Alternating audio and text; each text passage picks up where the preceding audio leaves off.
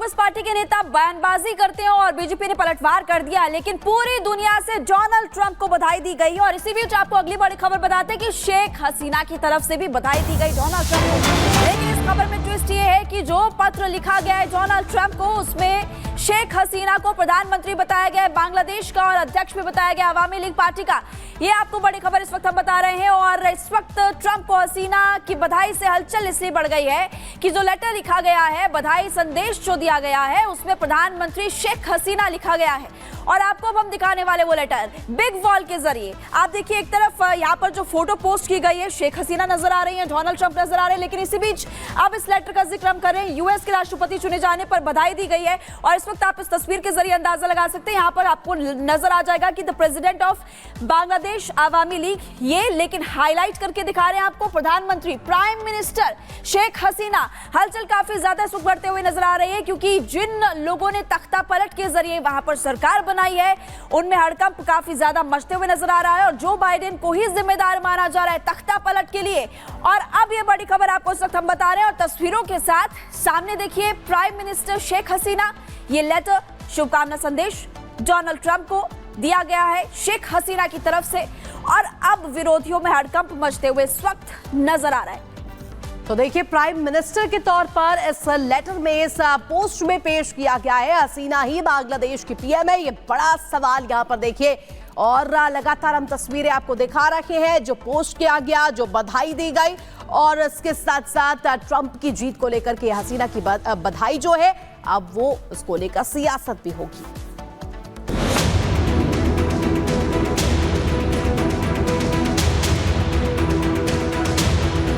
Donald Trump को उनके इस प्रदर्शन के लिए दुनिया के कई देश भले ही बधाई दे रहे हैं, लेकिन कुछ देश इस जीत में अपने बदलाव की तस्वीरें तक देखने लगे हैं, क्योंकि उन देशों में जिन नेताओं ने अपनी कुर्सी गंवा दी, वो अब इस उम्मीद में हैं कि उनके लिए अच्छे दिन दोबारा लौटेंगे।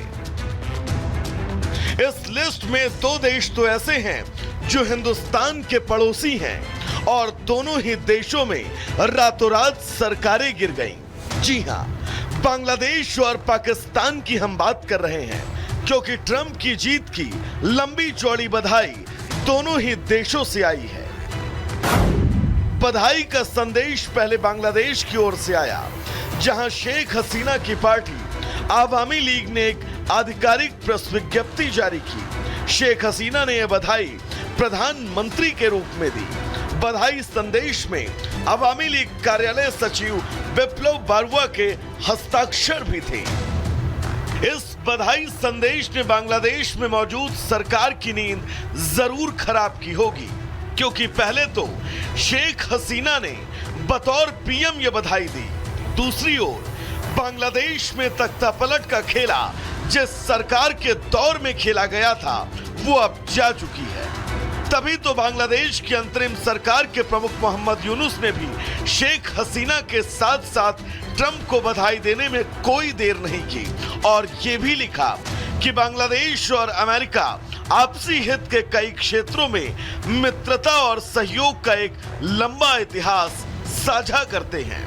यूनुस खान इस समय खासा टेंशन में होंगे कि कहीं ट्रंप का दूसरा कार्यकाल उनकी कुर्सी पर आखिरी समय न साबित हो जाए। बधाई का एक संदेश उस देश से भी आया जहां सरकारें 5 साल भी टिक जाएं तो पार्टियों के लिए उपलब्धि है, जहां का पूर्व पीएम फिलहाल जेल की सलाखों के पीछे है और मौजूदा पीएम वहां की व्यवस्था को संभालने की बजाय बस डुबोता चला जा रहा है। पहले पीटीआई यानी इमरान खान की पार्टी का यह संदेश पढ़िए। अमेरिकी राष्ट्रपति चुनाव में जीत के लिए डोनाल्ड ट्रंप को मेरी और पीटीआई की ओर से बधाई। सभी बाधाओं के बावजूद अमेरिकी लोगों की इच्छा कायम रही। नवनिर्वाचित राष्ट्रपति ट्रंप लोकतंत्र और मानवाधिकारों के लिए पारस्परिक सम्मान पर आधारित पाक अमेरिका संबंधों के लिए अच्छे होंगे। हमें उम्मीद है कि वो विश्व स्तर पर शांति, मानवाधिकार और लोकतंत्र पर जोर देंगे। अब पाकिस्तान में अस्तित्व की लड़ाई लड़ रही पीटीआई भी इस बात की उम्मीद में बैठी है कि जिस बाइडेन सरकार के कार्यकाल में उनका तख्ता पलट हुआ था, वो कुर्सी अब सरकार बदलने के बाद उन्हें दोबारा मिल जाएगी। और ये बात तो खुद शहबाज शरीफ भी समझते हैं, तभी तो उन्होंने तुरंत एक बधाई संदेश लिखा। वैसे भी पाकिस्तान को पैसों की तो हमेशा ही जरूरत होती है। ट्रंप 2.0 से इन दो देशों की उम्मीद इतनी ज्यादा है कि जिसका अनुमान लगाना मुश्किल है। खासकर वो दो नेता जिन्होंने अपनी कुर्सी खो दी, वो उसे पाने के लिए अब दोबारा से बेचैन है। Bureau report, Republic Bharat. तो देखिए, ट्रंप के राष्ट्रपति चुनाव में ऐतिहासिक जीत के बाद लगातार ये कहा जा रहा है कि सत्ता में इनकी वापसी जो है वो रिकॉर्ड है। और इसके अलावा देखिए, प्रधानमंत्री नरेंद्र मोदी जो कि सबसे पहले उन्हें बधाई देते हुए नजर आए, सबसे पहले उन्होंने कॉल किया और बधाई भी दी। लेकिन एक बात जिसका जिक्र लगातार हो रहा है वो है मोदी ट्रंप की बातचीत को लेकर के। और बातचीत भी कोई ऐसी वैसी बातचीत नहीं, दोस्तों की तरह बातचीत हुई है। पूरी दुनिया मोदी को पसंद करती है, सबसे पहली बात हम बता रहे हैं। इसके अलावा भारत एक अद्भुत देश है, ये ट्रंप की तरफ से कई बार कई दफा कहा गया है।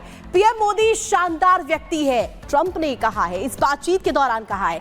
मोदी और भारत मेरे सच्चे दोस्त हैं, ये ट्रंप की तरफ से जीत के बाद कहा गया है। उस बातचीत में कहा गया है जब मोदी ने कॉल किया था बधाई देने के लिए। इसके अलावा मोदी ट्रंप ने यूक्रेन पर बात की, यानी कि जिस तरीके से मिडिल ईस्ट में महासंग्राम छिड़ा हुआ है, रूस यूक्रेन के बीच में जो जंग है उसको लेकर के भी बातचीत हुई। मोदी ट्रंप में पश्चिमी एशिया पर भी चर्चा हुई। पश्चिमी एशिया पर जिस तरीके से वहां पर चीजें खराब चल रही है उससे किस तरीके से बेहतर की जाए, वैश्विक स्तर पर किस तरीके से चीजें ठीक हो, इसको लेकर के भी चर्चा हुई। और पूरे विश्व में इस वक्त यही चर्चा, मोदी और डोनाल्ड ट्रंप किस तरीके से ये दोस्ती जो है आगे बढ़ने वाली है। मोदी और ट्रंप की बातचीत तो हो गई, लेकिन अब बात करते हैं अमेरिकी राष्ट्रपति चुनाव में केंद्र बिंदु रहे हिंदुओं की। हिंदुओं का जिक्र खुद डोनाल्ड ट्रंप ने किया भी था, इसलिए सवाल खड़ा होता है कि क्या जो हिंदुओं की बात करेगा, हिंदुओं पर बात करेगा, वो ही अमेरिका पर राज करेगा। साथ ही आपको भी बताएंगे कि साल 2025 में क्या डोनाल्ड ट्रंप भारत आ सकते हैं। इसके अलावा मोदी के दोस्त ट्रंप की अगर